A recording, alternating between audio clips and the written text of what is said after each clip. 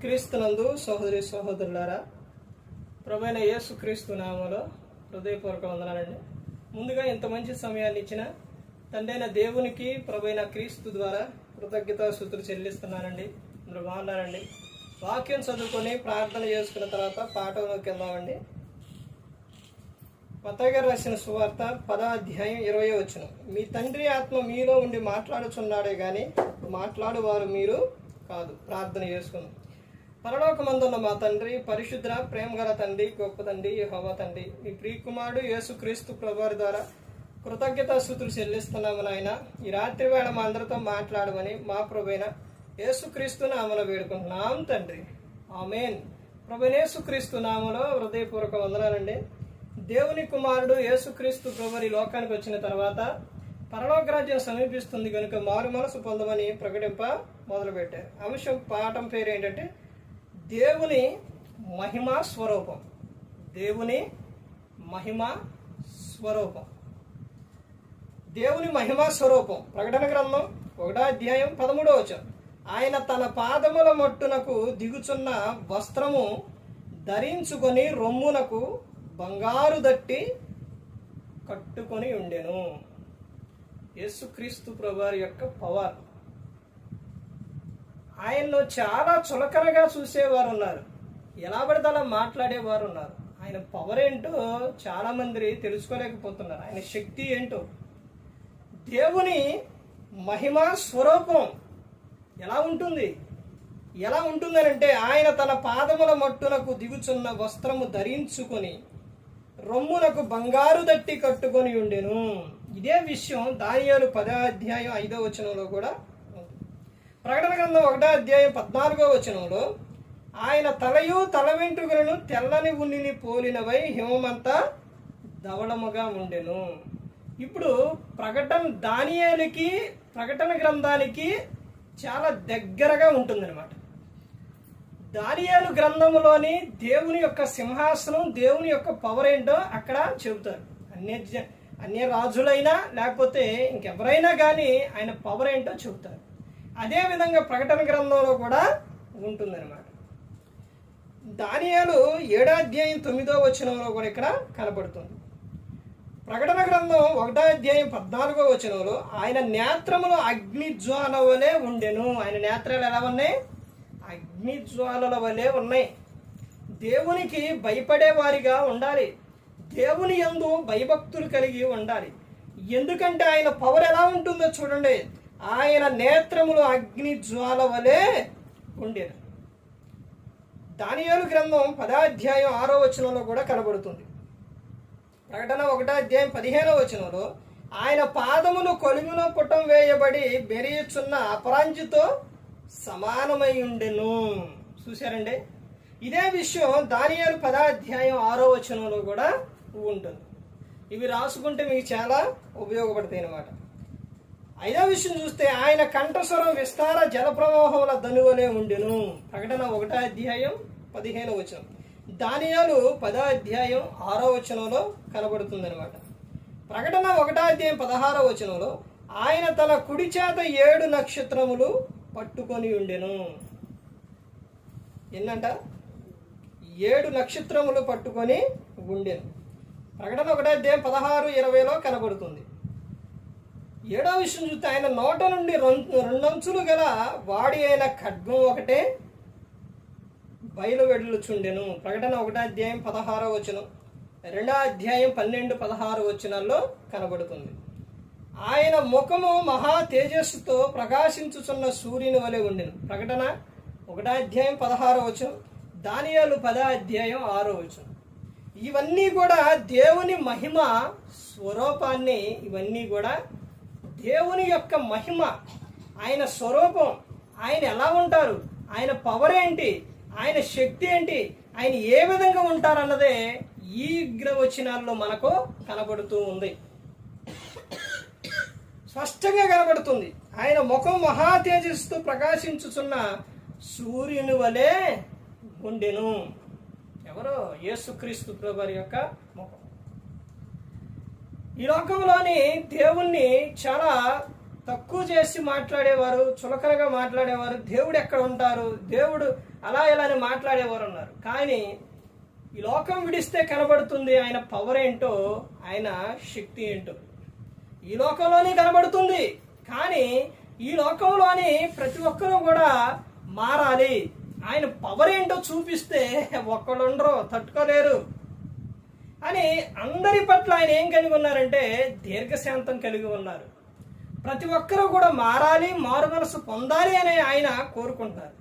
ఏ ఒక్కరూ కూడా నరకానికి వెళ్ళిపోకూడదు, ప్రతి ఒక్కరూ కూడా పరలోకానికి చేరాలి అనే ఆయన అందరి పట్ల దీర్ఘశాంతం కలిగి ఉన్నారనమాట.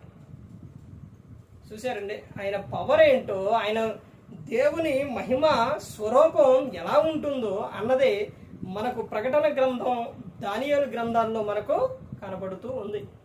ఇంకా గ్రంథం చదివితే ప్రతి ఒక్క విషయం కూడా మనకు తెలుస్తూ ఉంది. అందుకని ప్రతి ఒక్కరూ కూడా నిత్యము దేవునితో సహవాసం చేసేవారిగా ఉండాలి. కుటుంబంలో ప్రార్థన ఉండాలి, వాక్యం ఉండాలి, మంచి ప్రవర్తన కలిగి ఉండాలి.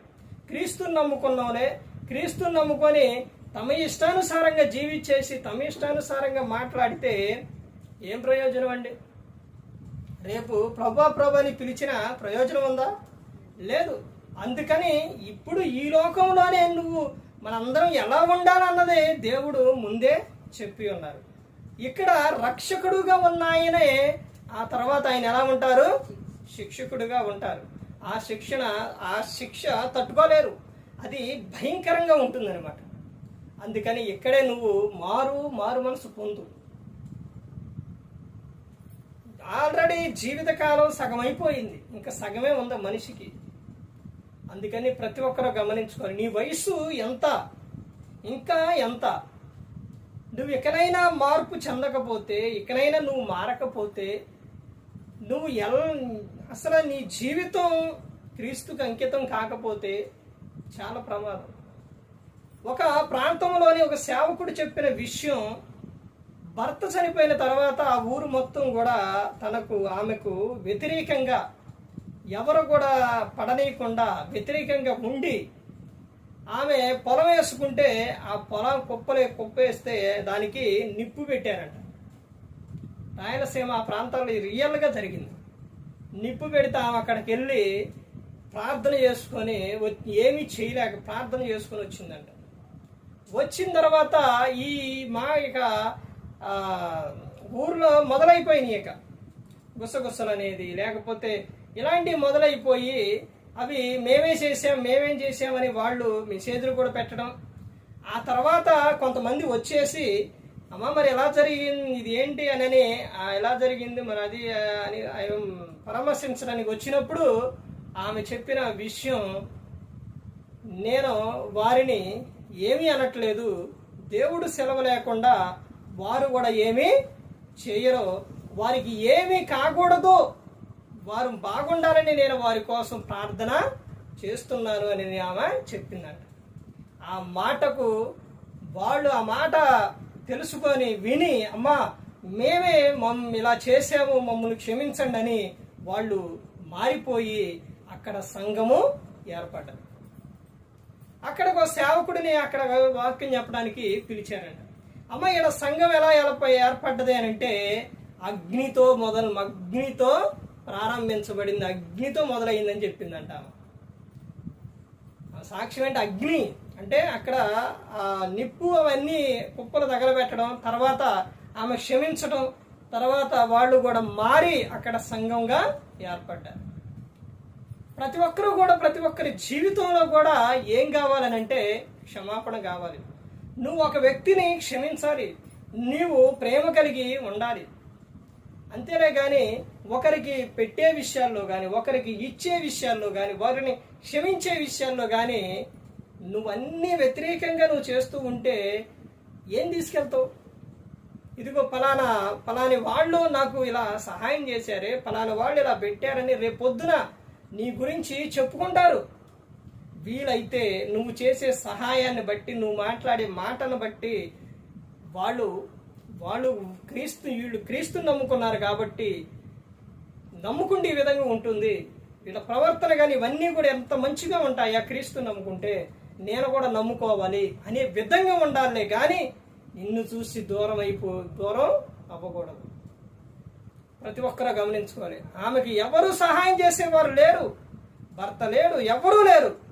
కానీ ఆమె మాట ద్వారా అక్కడ సంఘము ఏర్పడింది. ప్రతి ఒక్కరు కూడా గమనించుకోవాలి. దేవుని మహిమ స్వరూపం ఎలా ఉంటుంది అని అంటే ఏ విధంగా ఉంటుందో గ్రంథంలో మనం చూసాము. ప్రతి ఒక్కరు గమనించుకోవాలి. యేసుక్రీస్తు ప్రభువారు శిష్యుని వెంట ఉన్నప్పుడు అందరూ ఉంటే యోధా ఇస్కరియోతు వచ్చి ముద్దు పెట్టుకుంటేనే ఆ బంట్రోతులకు తెలిసింది ఆయన యేసు అని. చూశారండి, ఆయనతో సహవాసం చేసి ఎలా మారిపోయారో ఒకసారి చూడండి. మరి ఎన్ని సంవత్సరాలు అవుతుంది బాప్తిస్మాలు తీసుకొని, ఎన్ని సంవత్సరాల వంటి ప్రభువా అంటున్నారు. ఒక్కసారి ఆలోచించండి. ఇకనైనా మార్పు చెందకపోతే, యేసుక్రీస్తు ప్రభువారు వస్తే, నువ్వు ఈ లోకం విడిస్తే పరిస్థితి ఏంటి ఒక్కసారి ఆలోచించు. నీ గురించి తర్వాత చెప్పుకోవాలి. మంచి మాటలు నీ గురించి చెప్పుకునేవారిగా ఉండాలి. ప్రతి ఒక్కరు గమనించుకోవాలి. ఒక మాదిరి క్రీస్తు ఆయనే మనకు మాదిరి. ఆయన మనం ఎలా ఉండాలన్నది ఆయన అడుగు జాడల్లో ఆయన నడిచి చూపించారు. ఇదిగో ఈ విధంగా మీరు నడవండి, ఈ విధంగా ఉండండి అని. నేను ప్రతి ఒక్కరు గమనించుకోవాలి. ప్రతి ఒక్కరు కూడా తెలుసుకోవాలి. దేవుని మహిమా స్వరూపం ఆయన ముఖం మహా తేజస్సుతో ప్రకాశించుచున్న సూర్యుని వలె ఉండెను.